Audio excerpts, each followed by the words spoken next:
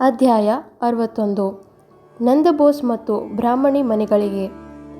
ಶ್ರೀರಾಮಕೃಷ್ಣರು 1885 ಜುಲೈ 28ನೇ ತಾರೀಕಿನ ಬೆಳಗ್ಗೆ ಬಲರಾಮ ಬೋಸರ ಮನೆಗೆ ಬಂದಿದ್ದರು. ಬೆಳಗ್ಗೆ ಜಗನ್ನಾಥನ ಪೂಜೆ ನೋಡಿದ ಮೇಲೆ ಪ್ರಸಾದವನ್ನು ತೆಗೆದುಕೊಂಡು ಮಧ್ಯಾಹ್ನ ಸ್ವಲ್ಪ ವಿಶ್ರಮಿಸಿಕೊಂಡರು. ಅವರೊಡನೆ ಮಹೇಂದ್ರ, ವಿನೋದ, ರಖಾಲ್, ಸಣ್ಣ ನೆರಿನ್ ಇದ್ದರು.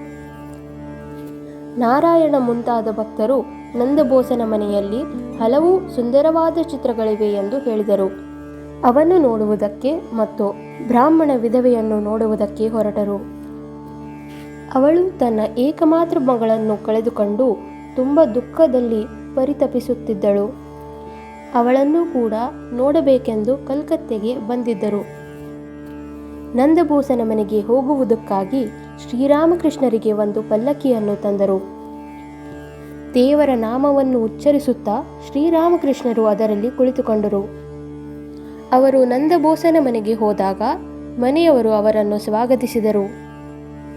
ಮನೆಯ ದೊಡ್ಡ ಪ್ರಾಂಗಣದಲ್ಲಿ ದೇವದೇವತೆಗಳ ಚಿತ್ರವನ್ನು ಗೋಡೆಗೆ ತಗಲಿ ಹಾಕಿದ್ದರು.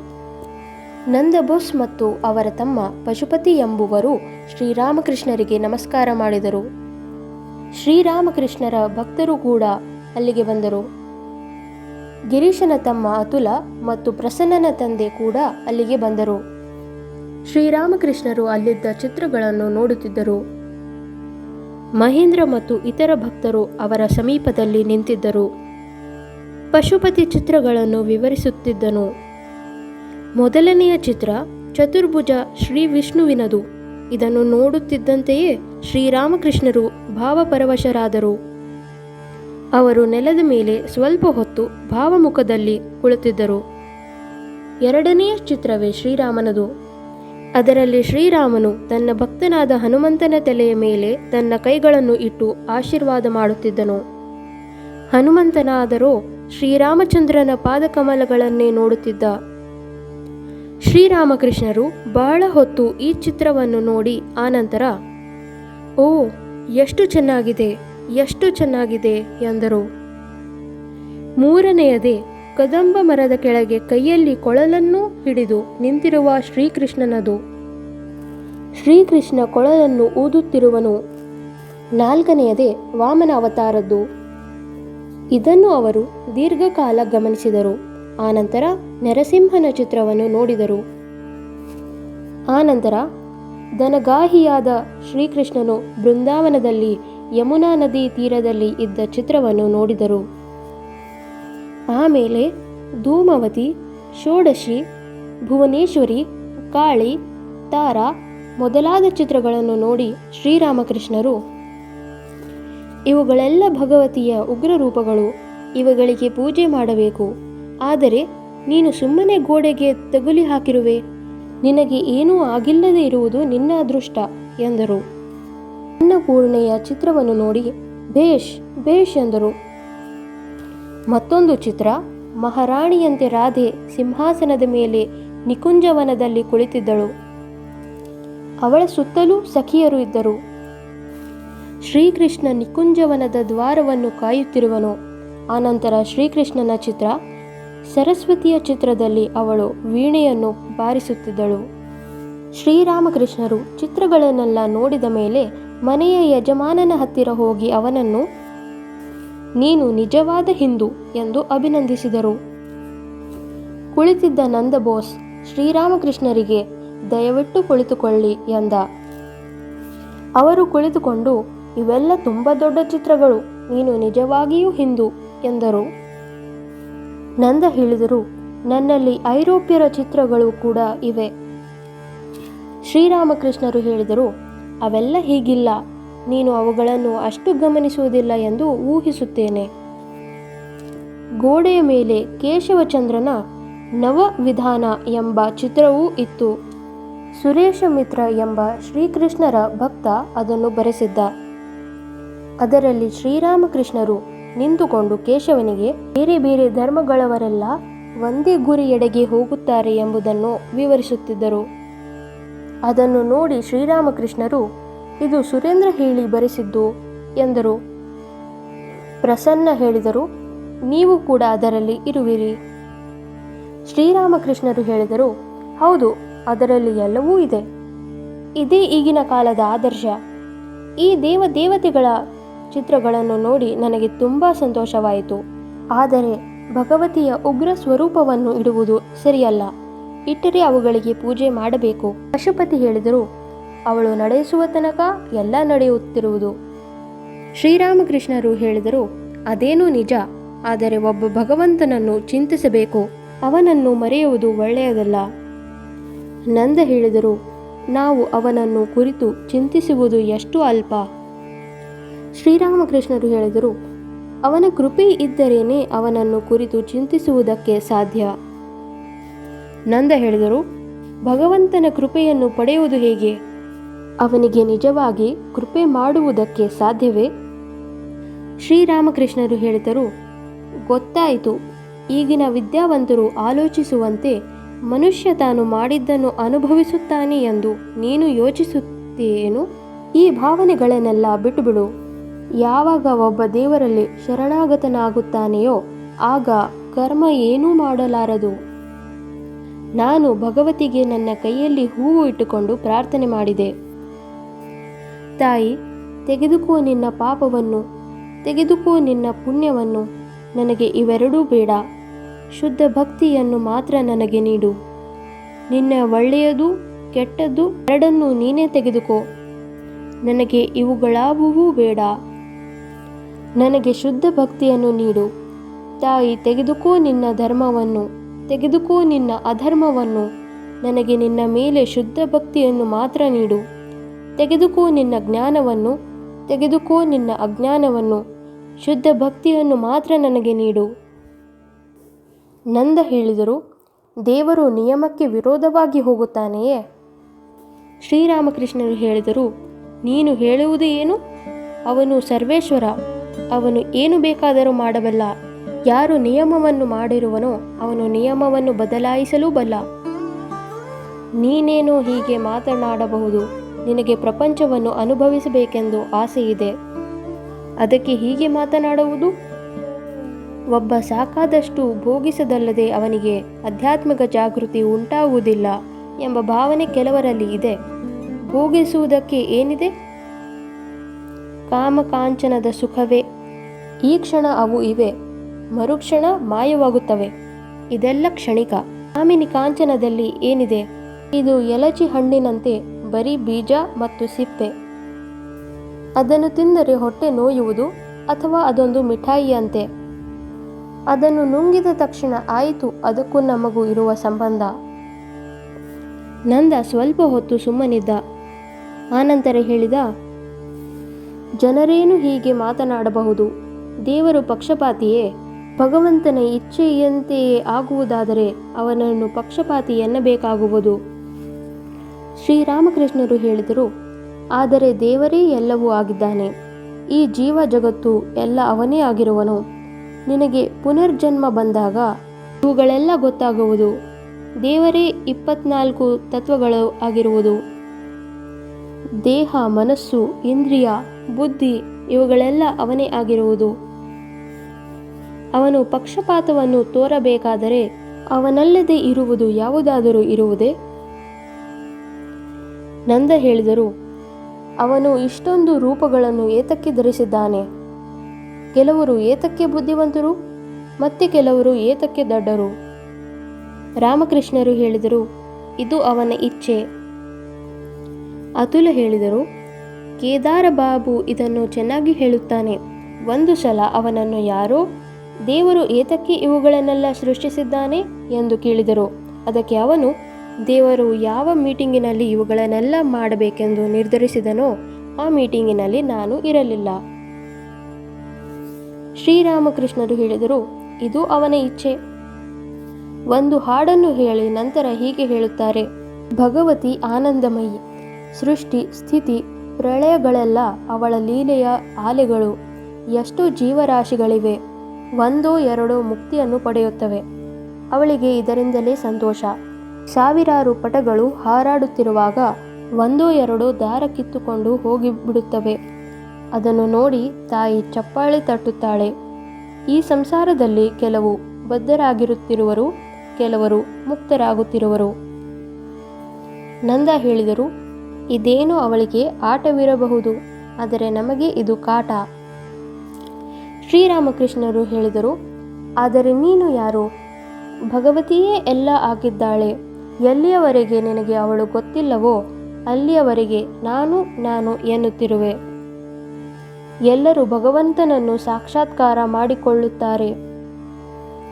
ಕೆಲವರಿಗೆ ಬೆಳಗ್ಗೆ ಊಟ ಸಿಗಬಹುದು, ಕೆಲವರಿಗೆ ಸಾಯಂಕಾಲ. ಆದರೆ ಯಾರೂ ಊಟವಿಲ್ಲದೆ ಹೋಗುವುದಿಲ್ಲ. ವಿನಾಯಿತಿ ಇಲ್ಲದೆ ಎಲ್ಲರಿಗೂ ಭಗವಂತನ ಸಾಕ್ಷಾತ್ಕಾರವಾಗುವುದು.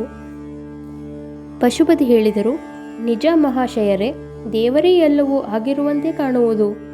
ಶ್ರೀರಾಮಕೃಷ್ಣರು ಹೇಳಿದರು, ಈ ನಾನು ಎಂಬುದು ಯಾವುದು ಎಂಬುದನ್ನು ಪತ್ತೆ ಹಚ್ಚಲು ಯತ್ನಿಸು. ಇದೇನು ಮೂಳೆಯೇ, ರಕ್ತವೇ, ಮಾಂಸವೇ? ಇದನ್ನು ಕಂಡುಹಿಡಿ. ನಾನು ಎನ್ನುವುದನ್ನು ಹುಡುಕುವುದಕ್ಕೆ ಹೋದರೆ ನೀನು ಎಂಬುದು ಸಿಗುವುದು. ನಿನ್ನಲ್ಲಿ ಭಗವತ್ ಶಕ್ತಿ ಇಲ್ಲದೆ ಬೇರೆ ಏನೂ ಇಲ್ಲ. ನಾನು ಎಂಬುದು ನಿಜವಾಗಿಲ್ಲ, ಎಲ್ಲ ಅವನೇ. ಪಶುಪತಿಗೆ ಹೇಳಿದರು, ನಿನ್ನಲ್ಲಿ ಇಷ್ಟೊಂದು ಐಶ್ವರ್ಯವಿದೆ, ಆದರೆ ಅಹಂಕಾರವಿಲ್ಲ. ನಾನು ಎಂಬುದನ್ನು ಸಂಪೂರ್ಣ ತೊಡೆದು ಹಾಕುವುದಕ್ಕೆ ಆಗುವುದಿಲ್ಲ. ಇದು ಇರುವ ತನಕ ಆ ಮುಂಡೇದು ದೇವರ ದಾಸನಾಗಿರಲಿ.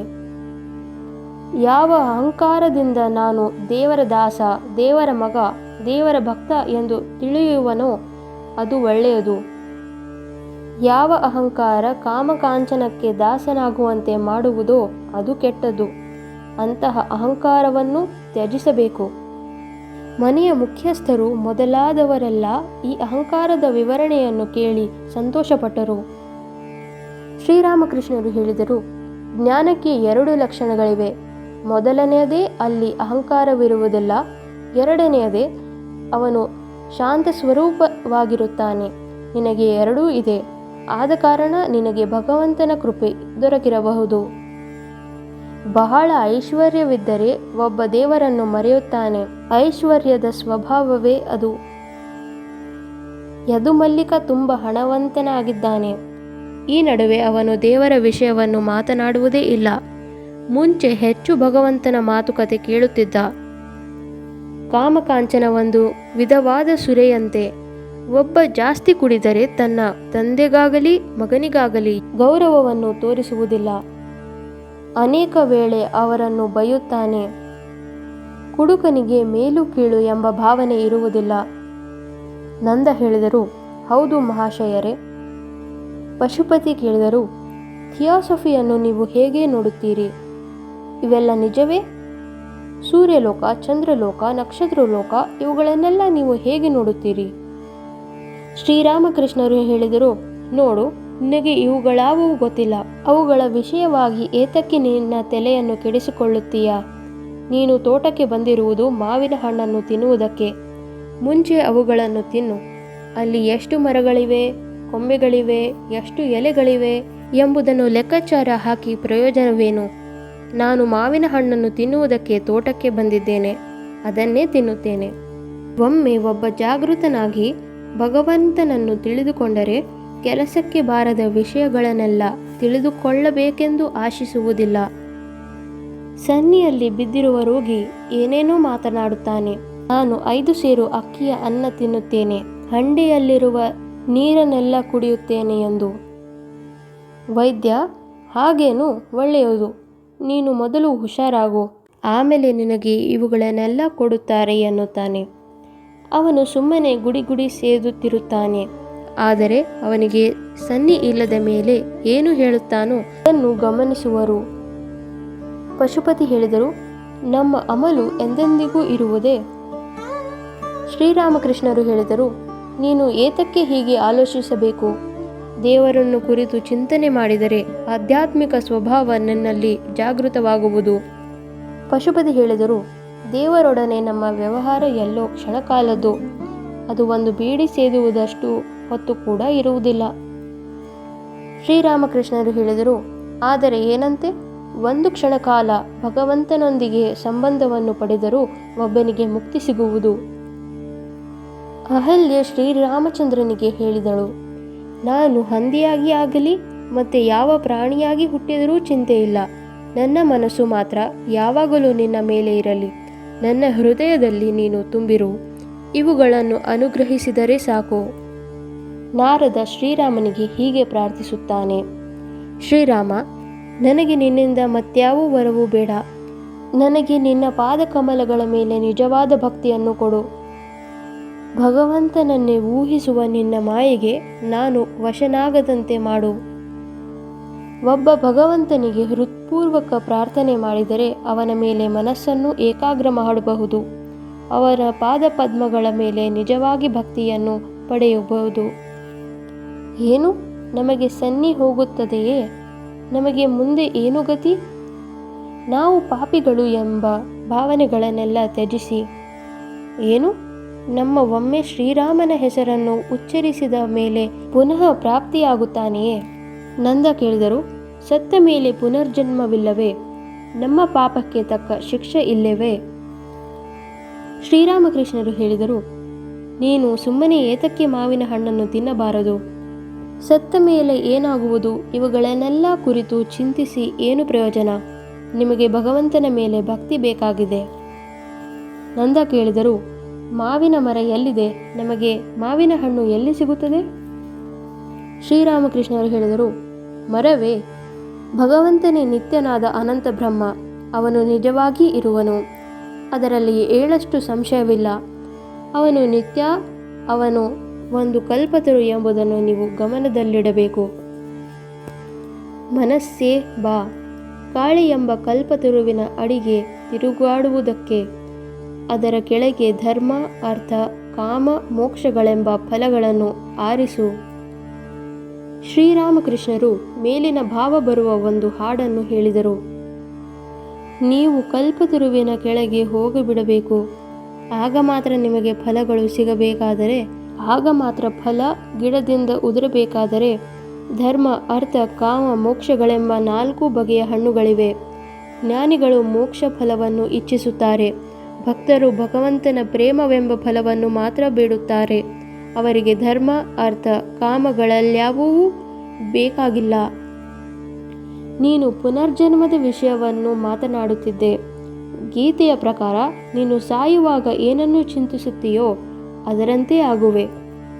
ಭರತನೆಂಬ ರಾಜ ಸಾಯುವ ಸಮಯದಲ್ಲಿ ತನ್ನ ಮುದ್ದು ಜಿಂಕೆಯ ಮರಿಯನ್ನೇ ಚಿಂತಿಸುತ್ತಿದ್ದ. ಜಿಂಕೆ ಜಿಂಕೆ ಎಂದು ಉಚ್ಚರಿಸುತ್ತಲೇ ಪ್ರಾಣ ಬಿಟ್ಟ. ಮುಂದಿನ ಜನ್ಮದಲ್ಲಿ ಜಿಂಕೆಯಾಗಿಯೇ ಹುಟ್ಟಿದ್ದ. ಆದ ಕಾರಣವೇ ಮನುಷ್ಯ ತನ್ನ ಜೀವಿತ ಕಾಲದಲ್ಲಿ ಪೂಜೆ, ಪ್ರಾರ್ಥನೆ, ಜಪ, ತಪ, ಧ್ಯಾನಾದಿಗಳನ್ನು ಮತ್ತು ಇತರ ಸಾಧನೆಗಳನ್ನು ಮಾಡಬೇಕು. ಆಗ ಮಾತ್ರ ಅಭ್ಯಾಸ ಬಲದಿಂದ ಕೊನೆಗಾಲದಲ್ಲಿ ಭಗವಂತನನ್ನು ಚಿಂತಿಸುತ್ತಿದ್ದರೆ ಒಬ್ಬನು ಭಗವಂತನಂತೆ ಆಗುತ್ತಾನೆ. ಕೇಶವಸೇನೆ ಕೂಡ ಮುಂದಿನ ಜನ್ಮದ ವಿಷಯವನ್ನು ಕೇಳಿದ. ನಾನು ಅವನಿಗೂ ಹೇಳಿದೆ, ಈ ಲೆಕ್ಕಾಚಾರವೆಲ್ಲ ಏತಕ್ಕೆ ಎಂದು. ಅವನಿಗೆ ಹೇಳಿದೆ, ಎಲ್ಲಿಯವರೆಗೆ ಒಬ್ಬ ಭಗವತ್ ಸಾಕ್ಷಾತ್ಕಾರವನ್ನು ಪಡೆಯುವುದಿಲ್ಲವೋ ಅಲ್ಲಿಯವರೆಗೆ ಅವನಿಗೆ ಹುಟ್ಟಬೇಕಾಗುವುದು. ಕುಂಬಾರ ಮಡಿಕೆ ಮಾಡಿದ ಮೇಲೆ ಅದನ್ನು ಬಿಸಿಲಿಗೆ ಇಡುತ್ತಾನೆ.